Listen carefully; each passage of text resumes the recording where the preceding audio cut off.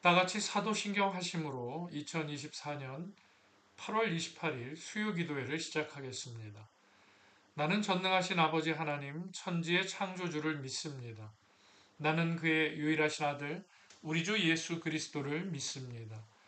그는 성령으로 잉태되어 동정녀 마리아에게서 나시고 본디오 빌라도에게 고난을 받아 십자가에 못 박혀 죽으시고 장사된 지 사흘 만에 죽은 자 가운데서 다시 살아나셨으며 하늘에 오르시어 전능하신 아버지 하나님 우편에 앉아 계시다가 거기로부터 살아있는 자와 죽은 자를 심판하러 오십니다.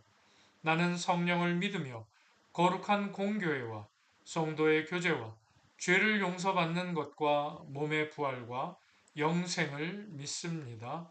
아멘. 다 같이 찬송가 491장 저 높은 곳을 향하여 함께 찬양 드리겠습니다.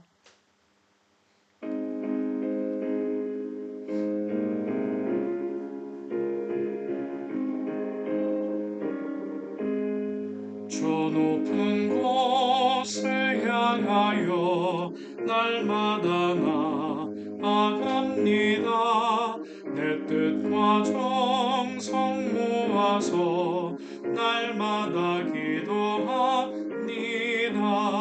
내 주여 내 맘 붙드사 그곳에 있게 하소서. 그곳은 빛과 사랑이 언제나 넘치옵니다. 괴로움과 죄가 있는 곳 나 비록 여기 살아도 빛나고 높은 저것을 날마다 바라봅니다. 내 주여 내 맘 붙드사 그곳에 있게 하소서. 그곳은 빛과 사랑이 언제나 넘치옵니다. 의심의 안개 거치고 근심의 구름 없는 곳 기쁘고 참된 평화가 거기만 있사옵니다. 내 주여 내 맘 붙드사 그곳에 있게 하소서. 그곳은 빛과 사랑이 언제나 넘치옵니다. 험하고 높은 이 길을 싸우며 나아갑니다. 다시금 기도하오니 내 주여 인도하소서. 내 주여 내 맘 붙드사 그곳에 있게 하소서. 그곳은 빛과 사랑이 언제나 넘치옵니다. 내 주를 따라 올라가 저 높은 곳에 우뚝 서 영원한 복난 누리며 즐거운 노래 부르리. 내 주여 내 맘 붙드사 그곳에 있게 하소서. 그곳은 빛과 사랑이 언제나 넘치옵니다. 아멘. 오늘 수요기도회로 함께 하실 말씀은 구약성경 시편 31편의 말씀입니다. 구약성경 822쪽에 있습니다. 822쪽에 있는 구약성경 시편 31편 1절에서 24절의 말씀 중 14절부터 24절까지의 말씀을 함께 합독하겠습니다. 여호와여, 그러하여도 나는 주께 의지하고 말하기를 주는 내 하나님이시라 하였나이다. 나의 앞날이 주의 손에 있사오니 내 원수들과 나를 핍박하는 자들의 손에서 나를 건져주소서. 주의 얼굴을 주의 종에게 비추시고 주의 사랑하심으로 나를 구원하소서. 여호와여, 내가 주를 불렀사오니 나를 부끄럽게 하지 마시고 악인들을 부끄럽게 하사 수월에서 잠잠하게 하소서. 교만하고 완악한 말로 무례의 의인을 치는 거짓 입술이 말 못하는 자 되게 하소서.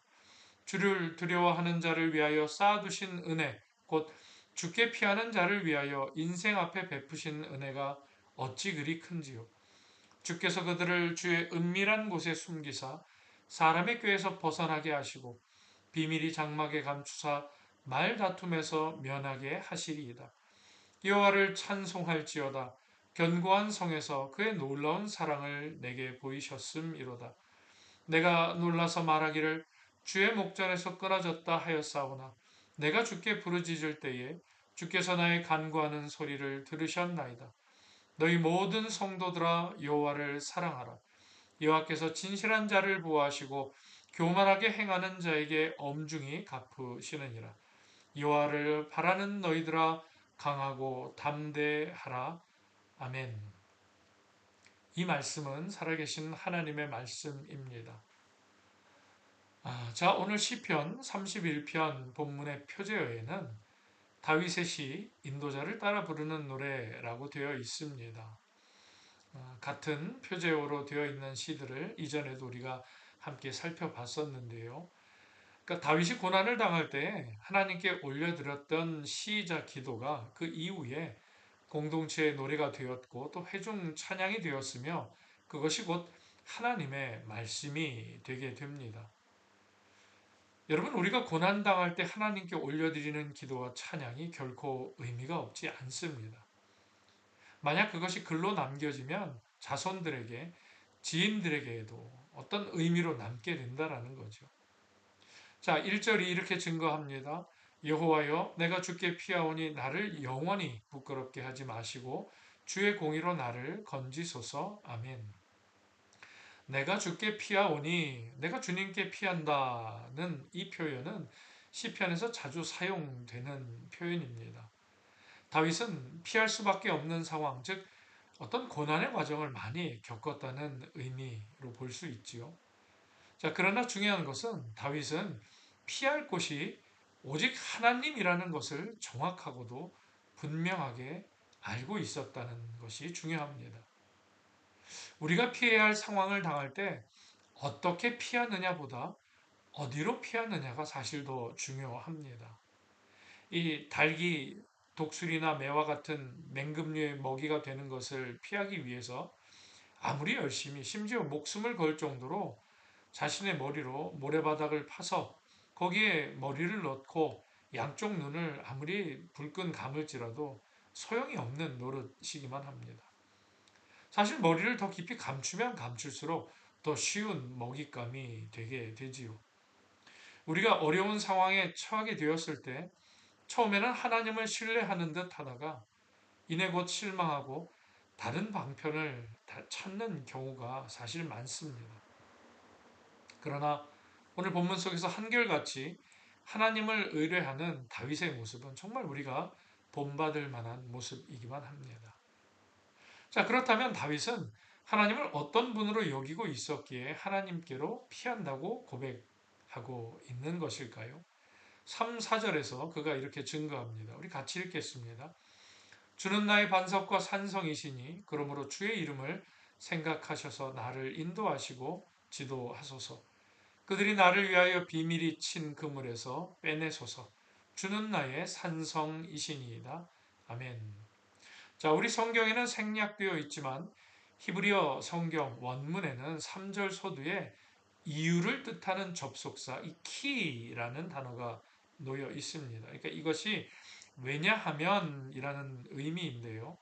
다윗이 하나님께 피합니다라고 고백하는 이유는 하나님께서 반석과 산성이 되시기 때문입니다. 다윗은 자신에게 경쟁심과 질투심을 가진 사울 왕으로부터 수년 동안 도망 다닌 경험이 있었습니다.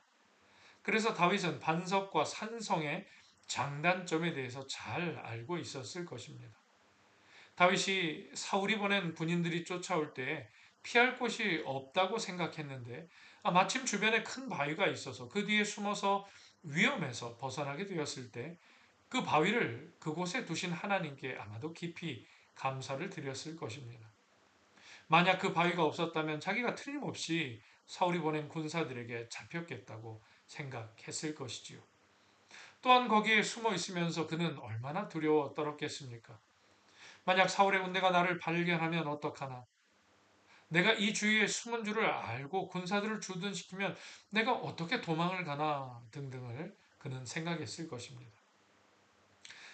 여러분, 다윗과 함께하는 사람들이 성경에 보면 약 600여 명이 있었다고 증거합니다. 그 가족들까지 합하면 사실 그 수는 더 많았을 테지요. 그들은 산 중턱 이상의 접근이 쉽지 않은 곳에서 아마도 살았을 것으로 생각이 됩니다. 자, 그렇지 않고 산 아래에 머물렀다가는 안전함을 보장받을 수 없기 때문이었을 것입니다. 다윗은 깊은 산 중에 자신들의 아지트가 있는 것을 감사하면서도 그것이 영원하지 않음을 매일매일 지도자로서 절감했을 것입니다. 그래서 다윗은 자신과 함께하는 사람들이 잠시 피할 수 있는 장소가 아니라 오랫동안 안전하게 머무를 수 있는 곳, 그 무엇으로부터 두려워 떨지 않을 곳으로 피하고 싶었고, 그것이 바로 하나님이라는 사실을 지금 고백하고 있는 것이지요. 자, 계속해서 다윗은 하나님께 이렇게 도움을 요청합니다. 5절과 8절 말씀입니다. 먼저 5절입니다. 내가 나의 영을 주의 손에 부탁하나이다. 진리의 하나님 여호와여 나를 속량하셨나이다. 8절입니다. 나를 원수의 수중에 가두지 아니하셨고 내 발을 넓은 곳에 세우셨음이니이다. 아멘. 다윗은 자신의 모든 것을 하나님의 손, 그러니까 하나님의 손이라 하면 하나님의 능력을 가리키지요. 하나님의 능력에 부탁합니다. 이 말씀을 예수님께서 십자가 위에서 하신 7 말씀 중에 하나이기도 하지요. 사울왕이나 대적자들의 손 능력이 아무리 커도 하나님의 손보다 크지 않음을 다윗은 잘 알고 있었기 때문에 자신을 건져 올려서 넓은 곳, 즉 안전한 곳과 온전한 안전과 구원의 상태에 주님께서 하나님께서 세워주실 것을 그는 확신하고 있는 겁니다. 자, 그렇다면 지금 다윗의 상황이 어떠했기에 그렇게 하나님께 피하고 싶었고 그렇게 하나님의 손, 즉 능력을 간절히 그는 구했는가? 다윗이 처한 상황을 9절과 13절이 잘 설명해 주고 있는데요. 자, 9절과 10절입니다. 같이 읽어볼까요? 여호와여, 내가 고통 중에 있사오니 내게 은혜를 베푸소서. 내가 근심 때문에 눈과 영혼과 몸이 쇠하였나이다. 내 일생을 슬픔으로 보내며 나의 연수를 탄식으로 보내며 내 기력이 나의 죄악 때문에 약하여지며 나의 뼈가 쇠하도소이다. 아멘. 제가 지금 읽어드린 이 말씀을 공동번역 성경으로 다시 한번 읽어드리겠습니다. 야훼여, 나를 불쌍히 여기소서. 괴롭습니다. 울다 지쳐 눈은 몽롱하고 목이 타서 애간장이 끊어집니다. 괴로워서 숨이 넘어갈 것 같으며 한숨으로 세월을 보냅니다. 더 견딜 수 없이 기운은 다하였고 뼈 마디마디가 녹아납니다. 불쌍히 여겨달라고 하면서 사용하는 단어가 괴롭습니다. 울다가 지쳤습니다. 눈이 몽롱합니다. 목이 탑니다. 애간장이 끊어집니다. 숨이 넘어갈 것 같습니다. 기운이 다하였습니다. 뼈마디가 녹아납니다. 참 절절한 표현을 사용합니다. 다윗은 자신의 모습이 총체적인 난국에 빠져서 사는 게 사는 것 같지 않다고 지금 하나님께 호소하고 있는 것이죠. 자, 그러한 다윗의 처절한 상황은 여기에서 끝나지 않습니다. 11절입니다. 내가 모든 대적들 때문에 욕을 당하고 내 이웃에게서는 심히 당하니 내 친구가 놀라고 길에서 보는 자가 나를 피하였나이다. 대적들과 같이 잘 모르는 사람에게 외면을 당하고 공격을 받는 것도 사실 힘든 일이지만 아는 사람, 이웃에게 당하는 것은 훨씬 더 상처가 크기에 어쩌면 극복하기가 더 어렵기만 합니다. 믿는 도끼에 발등 찍힌다라는 속담이 있지요. 여러분 그렇습니다. 믿었던 사람에게 배신을 당할 때 이 사용하는 말인데 사실 믿지 않는 도끼, 즉 모르는 사람의 얘는 발등이 찍혀도 물론 많이 아픕니다. 그러나 믿는 도끼 아는 사람에 의해서 발등이 찍히면 더 아픈 법이지요. 사실 믿는 도끼에 발등이 찍히면 발이 아픈 것보다 마음이 더 아프게 됩니다. 발에 난 상처는 얼마의 시간이 지나면 아물어서 괜찮아지지만 마음에 난 상처는 오래 가기 때문이지요. 심지어 죽을 때까지 갖고 가기도 합니다. 다윗은 대적에게뿐만이 아니라 이웃과 친구에게도 버림을 받고 외면당하며 지금 매우 고통스러워하고 있었던 것이지요. 자, 계속해서 12절과 13절이 이렇게 또 증거합니다. 내가 잊어버린 바 됨이 죽은 자를 마음에 두지 아니함 같고 깨진 그릇과 같으니이다. 내가 무리의 비방을 들었으므로 사방이 두려움으로 감싸였나이다. 그들이 나를 치려고 함께 의논할 때에 내 생명을 빼앗기로 꾀하였나이다. 여러분 그 연예인에게 안티팬이라는 것도 그 많다고 그러니까 연예인에게는 팬이 없는 것보다 안티팬이 라도 있는 것이 더 나을 수 있다고 합니다. 그러니까 안티의 모습을 보이는 것은 또 관심의 또 다른 모습일 수도 있기 때문이라는 거죠. 그래서 행실이 좋지 않은 연예인, 아는 것이 별로 없는 연예인이라 생각했는데 세월이 지나고 보니 예전부터 행실이 반듯하고 실제로 상당한 독서가여서 여러 분야의 전문가의 버금가는 지식을 소유하고 있다는 것이 밝혀져서 비호감 연예인에서 호감 연예인으로 바뀌는 경우도 또 종종 보게 됩니다. 반면에 사람들의 관심에서 제외되어 일반인 취급을 받다가 실제로 방송 관련 일을 그만두고 다른 직업을 갖는 사람들도 정말 많다고 하네요. 그래서 잊어버린 바 되는 것이 참 연예인들에게는 참 힘든 일이라고도 합니다. 또 그래서 그 유명세와 사람들의 관심에서 멀어져서 그 생을 달리하는 또 그러한 일들도 많이 또 우리가 소리로 듣게 됩니다. 다윗은 자신이 원하지 않음에도 불구하고 자신의 존재가 다른 사람들에게 죽은 사람과 같고 또 깨진 그릇과 같아 잊혀진 존재가 되었다고 지금 말하고 있습니다. 즉 육체적인 고통 뒤에 사회적인 고통, 관계의 고통이 가중되었다는 것을 의미해 주지요. 또한 나쁜 소문들이 다윗을 또 괴롭게 합니다. 13절에 있는 이 비방이라는 단어는 사악한 소문이라는 이제 히브리어 단어의 뜻을 가진 의미인데요. 특히 본인은 알지 못하게 하고 다른 사람에게 악한 내용을 퍼뜨렸다라는 의미입니다. 어떤 모임을 갔는데 자신에 대한 잘못된 소문이 그것도 악한 내용이 퍼져 있어서 사람들이 자신을 바라보는 눈빛이 예전과 다를 때 그때의 그 불쾌함 또 그 참담함은 말로 표현하기가 어렵기만 합니다. 자신이 잘못을 행하지 않았기 때문에 자신에게 아무리 괜찮다 해도 계속되는 그 타자들의 싸늘한 눈빛과 가시돋친 말은 마음을 계속 고통스럽게 하기 때문이죠. 자, 다윗이 지금 그와 같은 상황에 처해 있었다는 겁니다. 자, 그래서 다윗은 14절과 15절에서 이렇게 호소합니다. 여호와여, 그러하여도 나는 주께 의지하고 말하기를 주는 내 하나님이시라 하였나이다. 나의 앞날이 주의 손에 있사오니 내 원수들과 나를 핍박하는 자들의 손에서 나를 건져 주소서. 아멘. 다윗은 비록 자신의 상황이 비참하고 처절할지라도 하나님을 끝까지 신뢰하겠다고 말합니다. 다윗이 하나님의 사람일 수 있었던 것은 하나님이 내 마음에 합한 자라고 다윗을 말하실 수 있었던 것은 이런 때에도 끝까지 하나님을 믿고 붙잡고 신뢰했기 때문입니다. 결코 다윗은 자신이 복수를 하겠다고 말하지 않습니다. 다윗은 언제나 하나님께만 의뢰합니다. 바로 그것이 다윗의 믿음, 신앙이었습니다. 다윗은 비록 지금 현재는 자신의 삶이 힘들고 고달프지만 하나님께서 함께 해주시고 또한 승리하게 해주실 것을 믿었기에 19절과 20절에서 이렇게 담대히 고백합니다. 함께 읽을까요? 주를 두려워하는 자를 위하여 쌓아두신 은혜, 곧 주께 피하는 자를 위하여 인생 앞에 베푸신 은혜가 어찌 그리 큰지요. 주께서 주께서 그들을 주의 은밀한 곳에 숨기사 사람의 꾀에서 벗어나게 하시고 비밀이 장막에 감추사 말다툼에서 면하게 하시리이다. 아멘. 다윗은 진정으로 두려워해야 할 분이 누구신지를 잘 알고 있었습니다.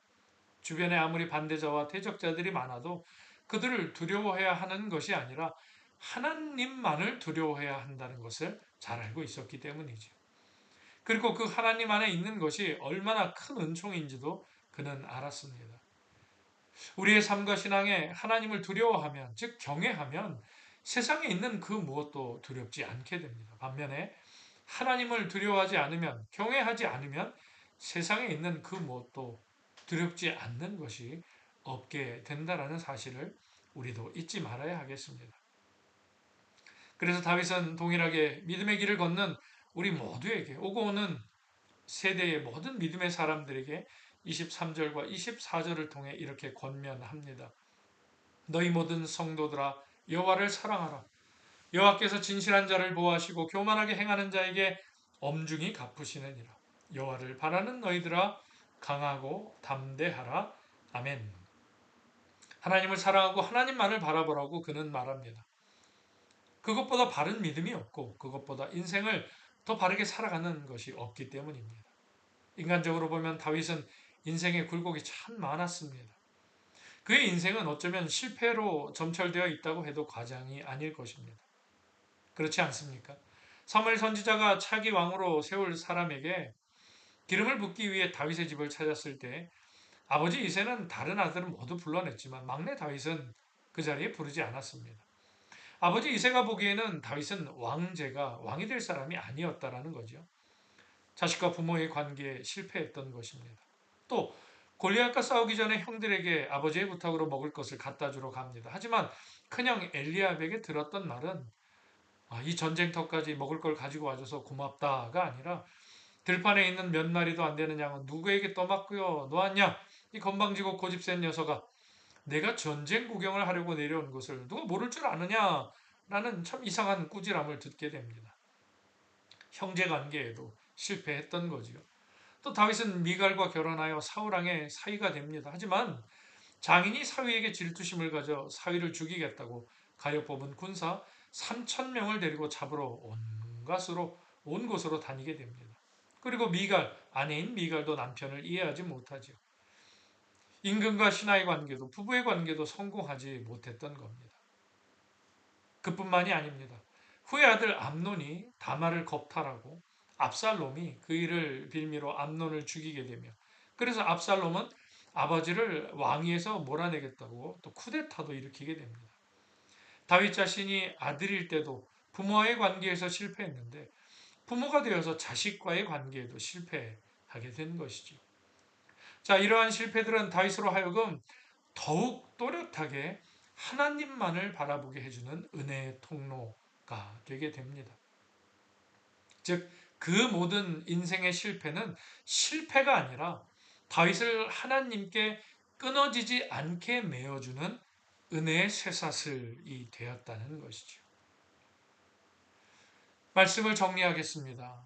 우리의 가정과 일터, 또 학교, 또 삶의 자리가 하나님께서 마음과 정성을 다해 심어주신 곳임에도 불구하고 여전히 해결해야 할 크고 작은 일들이 참 많습니다. 또한 우리를 고통스럽게 만드는 것이 여전히 있을 수도 있습니다. 하지만 그 모든 것들은 우리로 하여금 우리가 더욱 주님만 또렷하게 보이도록 만들어주는 은혜의 통로, 하나님이 예비하신 은혜의 통로가 됨을 여러분 믿으시길 바랍니다. 그래서 우리가 주님께만 피하게 해주고 주님만을 두려워하게 하며 강하고 담대하게 주님을 기다리도록 만들어주는 시기가 바로 그런 어려움의 시기가 됩니다. 하나님께서 우리에게 주신 하루하루의 삶 속에서 오직 주님만을 더욱 또렷하게 바라봄으로 우리에게 베풀어 주신 크신 은혜를 경험하는 복된 날들이 될 수 있기를 간절히 소망합니다. 기도하겠습니다. 하나님 아버지, 다윗은 자신이 온전하게 피할 곳이 하나님에게로 뿐인 것을 알았고 진정으로 두려워할 분이 하나님밖에 없음도 알았으며 강하고 담대한 마음으로 하나님만을 기다려야 한다는 것도 알았습니다. 그래서 그는 부모와 자식 관계, 형제 관계, 군신 관계, 부부 관계 등 사실 모든 관계에서 실패한 것처럼 보였을지라도 오직 하나님만을 바라봄으로써 믿음의 승리자가 되었고 3천여 년이 지난 지금도 우리 믿음의 조상으로 남아 성경에 살아 역사하는 이가 되었습니다. 하나님께서 마음과 정성을 다하여 심겨주신 우리의 삶의 자리에서도 저희도 다윗과 같이 하나님을 또렷하게 바라보는 은혜와 은총을 베풀어 주시옵소서. 그리하여 오늘 하루도 우리 삶에 있는 크고 작은 일들이 우리 신앙의 걸림돌이 아니라 우리를 하나님께 바짝 메어주는 은혜의 사슬인 것을 확인하는 날들이 되게 하여 주옵소서. 믿사오며 우리 구주 예수 그리스도의 이름으로 기도드리옵나이다. 아멘. 주님 가르쳐 주신 기도로 예배를 마치고 함께 기도하는 시간을 갖겠습니다. 하늘에 계신 우리 아버지, 아버지의 이름을 거룩하게 하시며 아버지의 나라가 오게 하시며 아버지의 뜻이 하늘에서와 같이 땅에서도 이루어지게 하소서. 오늘 우리에게 일용할 양식을 주시고 우리가 우리에게 잘못한 사람을 용서하여 준 것 같이 우리 죄를 용서하여 주시고 우리를 시험에 빠지지 않게 하시고 악에서 구하소서. 나라와 권능과 영광이 영원히 아버지의 것입니다. 아멘. 아멘. 이 시간 함께 같은 제목으로 중보기도하는 시간을 갖겠습니다. 우리의 조국 대한민국, 우리나라와 민족을 위해서 이 시간 함께 하나님께서 떠오르게 하시는 기도 제목들로 같이 기도하겠습니다. 또 우리가 살아가고 있는 이 열방을 위해서도 많은 민족들, 많은 나라들을 위해서도 함께 그들을 품고 같이 기도하겠습니다. 저희나 한인교회를 위해서도 함께 기도하기를 원합니다. 그리고 우리가 살아가는 슬로바키아 땅을 위해서도 함께 마음에 주시는 감동에 따라 기도하겠습니다. 각 나라에서 선교하시는 선교사님들을 위해서 기도해 주시고 특별히 9월 22일부터 28일까지 한국에서 열리게 되는 4차 로잔 선교 대회를 위해서도 함께 기도해 주시기 바랍니다. 마지막으로 하나님과 나만이 아는 은밀한 기도의 제목들로 하나님 앞에 나의 기도의 제목으로 기도하며 함께 나아가겠습니다. 다 같이 기도 드리겠습니다.